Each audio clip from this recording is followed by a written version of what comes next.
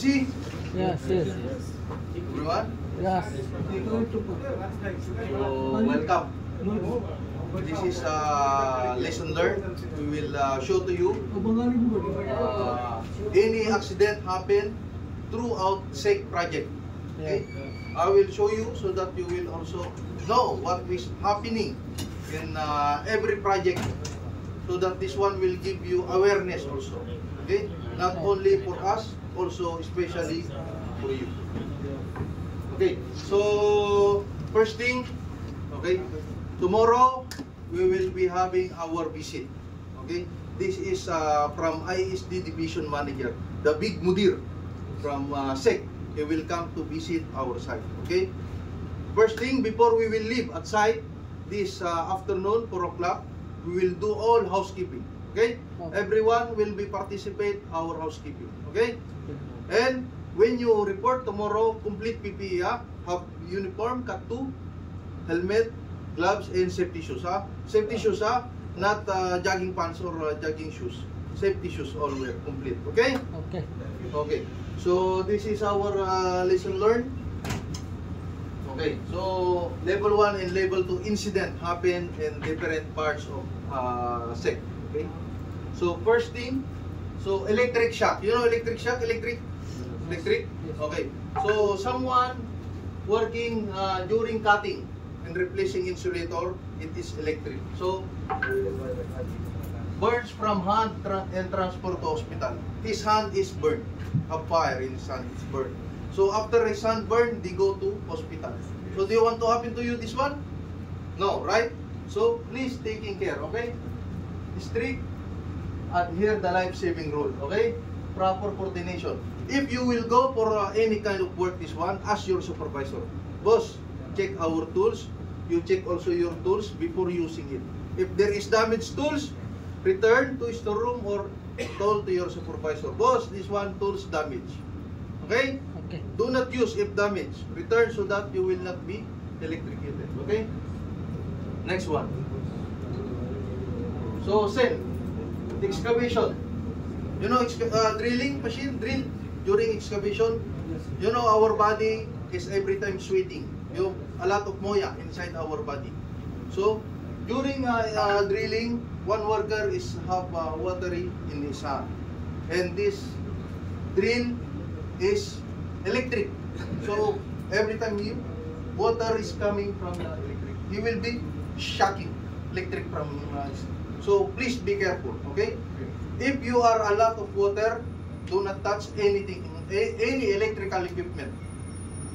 Dry yourself, wash your hand, dry it before touch any power tools, so that you will not be suffer same like this. This guy, 2nd degree burn. All his body is burned. Second, not only skin, also his muscle is burning. So please taking care of this. Important to check every tools you are using. Okay?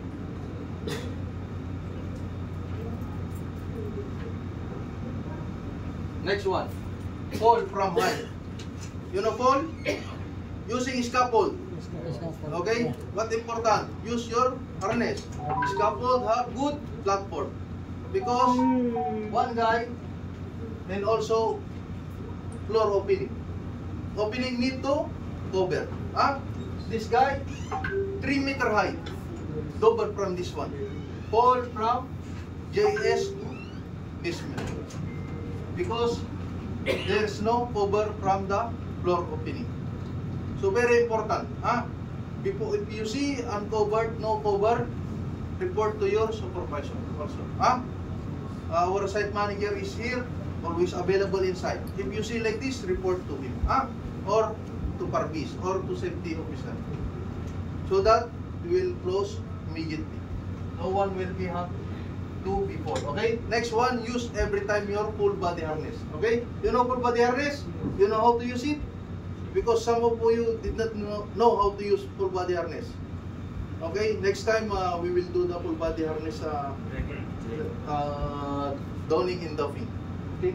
So very important to check every details and every use for full restraint. Okay? Not only your supervisor, also your as you as the user of this kind of PPE. You should also inspect before you will use it. Okay, next one. Electric arc during fault investigation. So there is an faulty and circuit breakers. So if you are not an electrician, certified electrician or lotto supervisor, do not touch any kind of electric equipment. Okay? Understand? Okay. If you are civil, if you are mason, only concentrate in mason and civil. If you are electrical, okay, you can do this one, but you should shut down. If energized, do not touch. Okay? Clear? Okay, good. Next one. Equipment. Equipment fuel from the breaker. This is RMU unit. Spell. You know how much this one? Even though our 3 months, 1 year salary, we cannot pay this one. If this one will be damaged. Okay? So please taking care of this one. And this is not available only here in Saudi Arabia.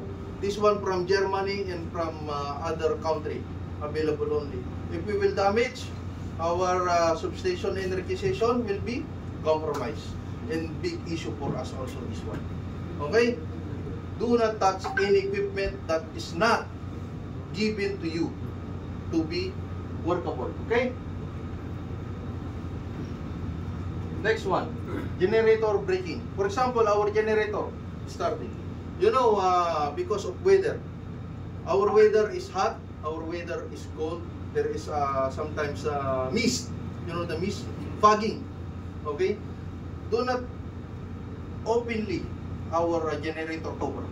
Because if it is fogged, the breaker will be put some water from there. If there is water from our breaker, it will be automatic shut off. And it will be damaged also. This one happened to one of our project. The breaker is shut off and it creates smoke. And the issue is the generator is already damaged. So property damage again, very big issue. Do you want our generator will be damaged and we don't have electricity inside? So we cannot perform the job without the electricity. So please take care of it. Do not touch. If you are not allowed, you are not authorized, do not touch, do not open any kind of equipment. Okay, this one.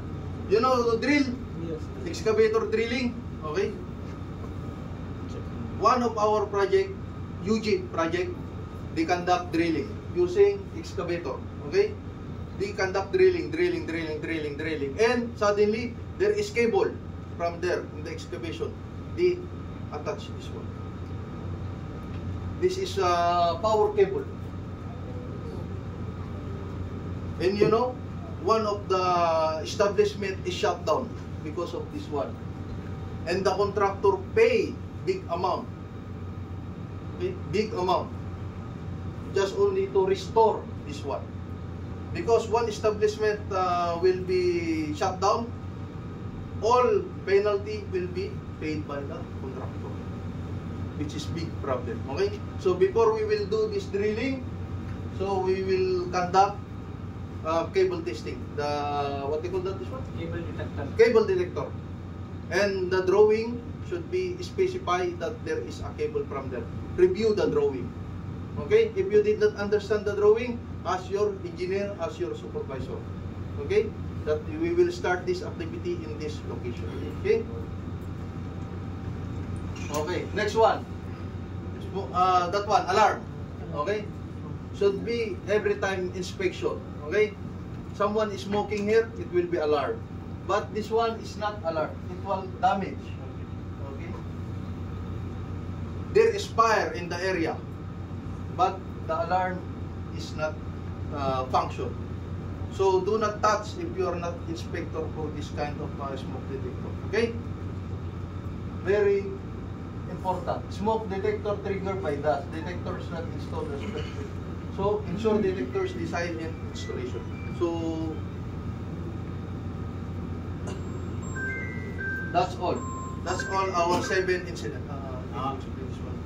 दोस्तों ये जितना भी अभी बताया, ये जो है ना, ये जनवरी फरवरी मार्च, ये 3 महीने में कहीं ना कहीं कोई ना कोई हमारी साइटों में सबस्टेशन पे इंसिडेंट्स हुए हैं। ठीक है, इसमें 1000 फाल ऊपर से गिरने का बताया हुआ है, जो मैनुअल खुले रहेंगे। इससे एक बंदे का मौत भी हुआ था पिछली बार हमारी कंपनी का। ठीक है, जो भी मैनुअल होते हैं, जो भी अपने पास रहते हैं मैनुअल को लाजिम से उनको ढकना है, ऐसे नहीं नज़रअंदाज करके छोड़ के चले गए हमको।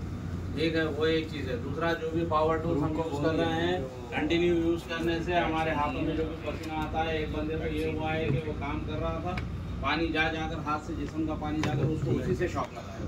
हालांकि टूल अच्छा है, सब अच्छा है, लेकिन फिर भी जो है ना, एक छोटी सी मिस्टेक ये है कि आदमी होता है काम पे लगा रहता है, कुछ चीज़ों को ख़त्म करना है, तो अपनी सेफ्टी का नहीं ख्याल करता, तो ये चीज़ नहीं होनी चाहिए। ये दूसरा इंसिडेंट। तीसरा इंसिडेंट जो अंडरग्राउंड केबल्स है, इसको भी जो भी काम करें, पिछले दिनों देखे होंगे आप लोग, बाहर जब काम हो रहा था, डैमेज हुआ था, फिर